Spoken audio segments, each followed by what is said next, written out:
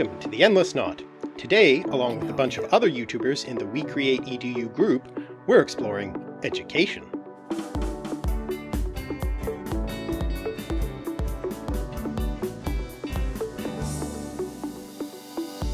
The word education comes from Latin ex, meaning out of, and ducere, meaning to lead, so literally to lead out of. Latin educare had the root sense of to bring up or rear a child, literally leading them out of childhood. Since the main job of child rearing is education, I suppose, the word gained its more specific sense. But thinking about this etymology helps us to understand education and its history in a number of ways, because it can be said that the history of education is the history of civilization. One of the purposes of education is to perpetuate and extend a culture's values and knowledge into the future. So therefore, the content of education is culturally specific. Education reflects societal values. And so we can think of education as a kind of leading or directing in more ways than one. And we can see similar notions in other words to do with education, such as the Germanic-derived word learn. It comes from the Proto-Indo-European root leis, meaning track or furrow, so the underlying sense here is to gain experience by following a track. Closely related is the word lore, something that is learned. And similarly, the word curriculum, closely related to the word course, literally means a running, coming from the Proto-Indo-European root kers, meaning run. So let's follow the track or course of history of education in the Western world and see where it leads us. Formal education, based around the written word, really begins in the Western world with ancient Greece, after the introduction of the alphabet. And when we're talking about education in ancient Greece, due to the nature of our sources, we're really talking about the city of Athens in the 5th to 4th centuries, where students from citizen families could receive a basic, relatively low-cost education, preparing them for citizenship, oratory, and ethics. So it's no coincidence that the birthplace of Western democracy valued civic responsibility so highly that their educational system was largely geared towards preparing young elite men for public life and taking part in the democratic process.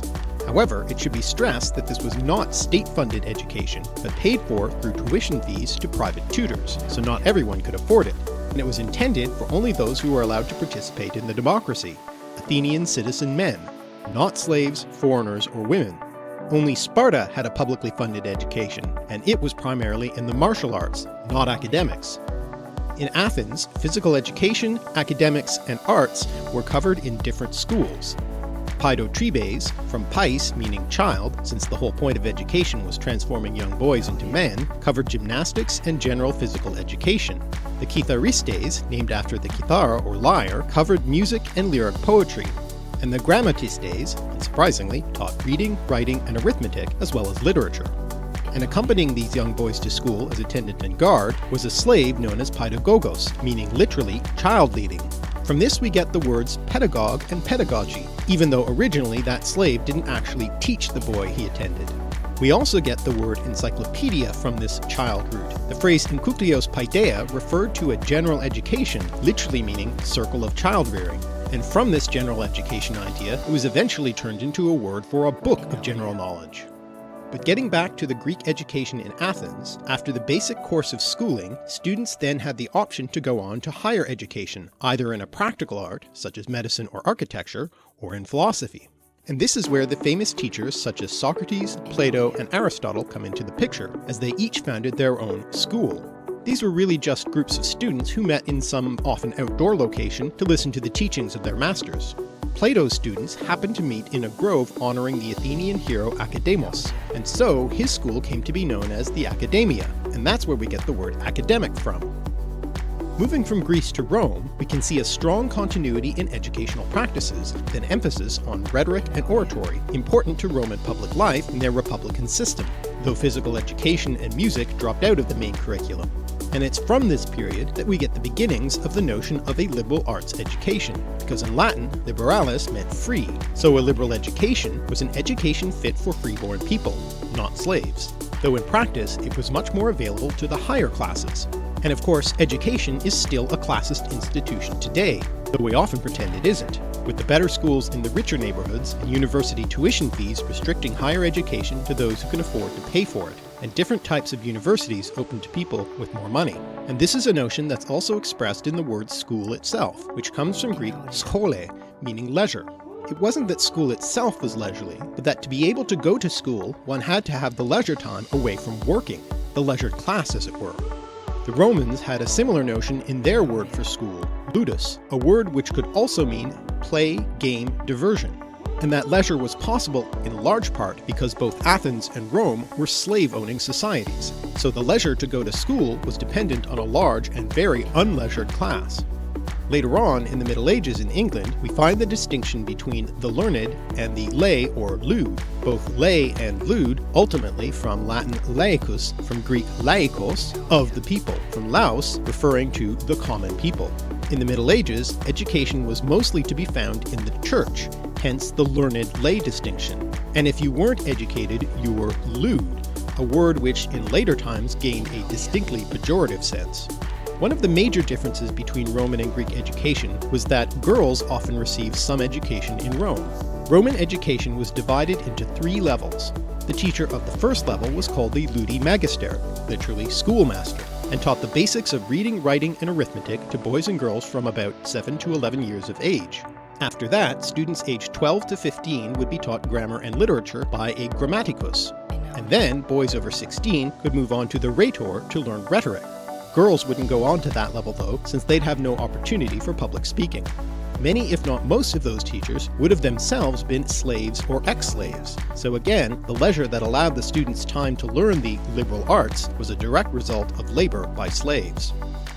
Given this history, it's not surprising that much of our educational vocabulary comes from Greek and Latin, but we also get some from Germanic sources, such as the word teach, which comes from Old English tachan, ultimately from the Proto-Indo-European root dake, which means to show, and is closely related to the word token, etymologically something that shows. Also from this root comes the word dictionary, the Latin word dictionarius being coined in the 13th century by an Englishman, John of Garland, who taught in Paris and wanted to create a resource to help his students learn Latin vocabulary. In any case, this shows something about how teaching often works. The teacher shows the students.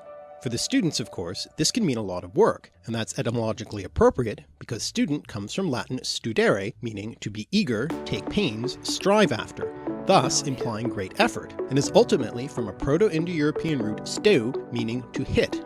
Appropriate perhaps to how often ancient teachers beat their students if they didn't apply themselves to their studies, also from Latin studeo, with adequate eagerness.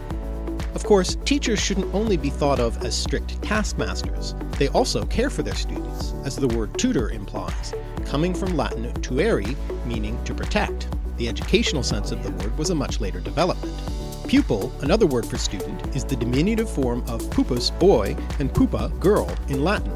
There's a flavor of small cuteness in this root, which also gives us puppy and puppet, and Latin pupilla could also be used to mean doll, from which, believe it or not, we get pupil in the sense of the dark aperture in the eye, because if you look in someone's eye, you can sometimes see a little doll-like version of yourself reflected. In Latin, the main word for student was discipulus, from which we get disciple, as in the students and followers of Jesus. This word comes from the Latin discere, meaning to learn, ultimately from the Proto-Indo-European root dec, meaning to take or accept. And interestingly, this root also leads to the Latin word docere, meaning to teach, which gives English the word doctor, the highest class of teacher, I suppose. So now that we've got the students and the teacher, we've got the whole classroom ready. But where does the word class come from? Well, it's etymologically an interesting one, coming from Latin classis, which originally referred to the Roman people under arms, in other words, the army or fleet. The underlying sense is a call to arms, as the word comes from a Proto-Indo-European root meaning to shout. The word eventually broadened in sense to refer to classes or groups of people, and then groups of anything. In English, it came to refer to a group of students around 1600. But we also have the older sense of the word in such expressions as social class. It also came to refer specifically to the highest class of something, hence classical, as in classical music, supposedly the highest genre of music, originally used to distinguish the music of Mozart and his contemporaries from the later music of the Romantic period, and later still to make a distinction between the older music and the music of the 20th century and beyond. In literary circles, we similarly refer to classic literature, implying it's better than all this modern stuff. But this also points us towards the importance of the classical world, that is, classical Greece and Rome, to our story of education.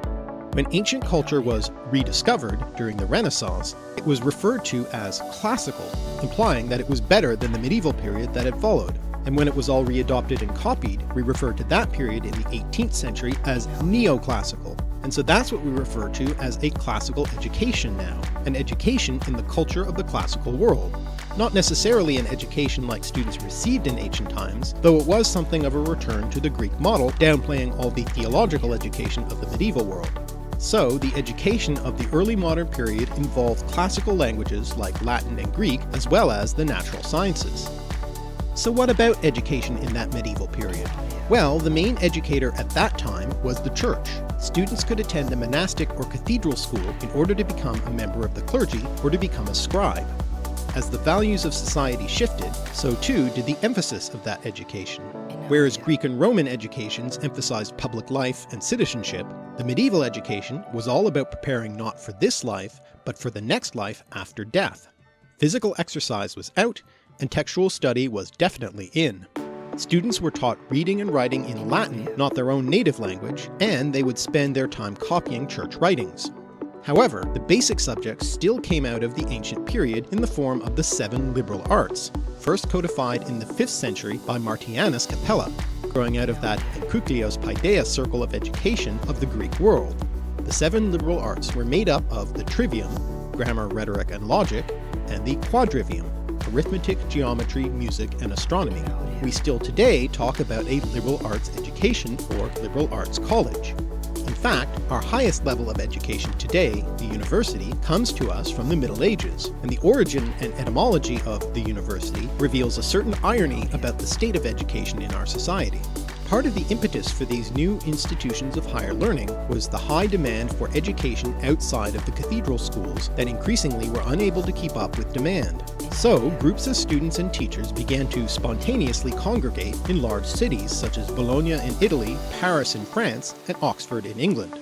But there were a number of problems with these growing schools. Unscrupulous schoolmasters could cheat students by taking their money and running, or by pretending to have mastery of subjects they didn't really know. And as students gathered in the towns, unscrupulous locals saw their chance to raise the costs of rooms and food sky high. So the students began to band together, the first student unions, if you will.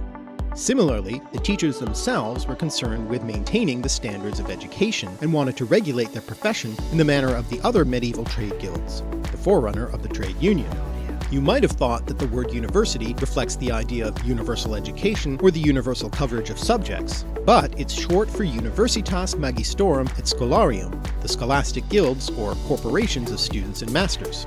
They were self-regulating and wanted to protect their own interests against outside forces. There is an irony of the origin of universities and collectives that were trying to reduce the financial barriers to education and protect the livelihood of the teachers, given the growing corporatization of universities today, the rising cost of tuition, and the reduction in wages and job security for university teachers. There's a growing need, therefore, for new ways to make learning at all levels more accessible, picking up on those ancient ideals of education as essential to every citizen, but without those ancient restrictions on who counts as a citizen.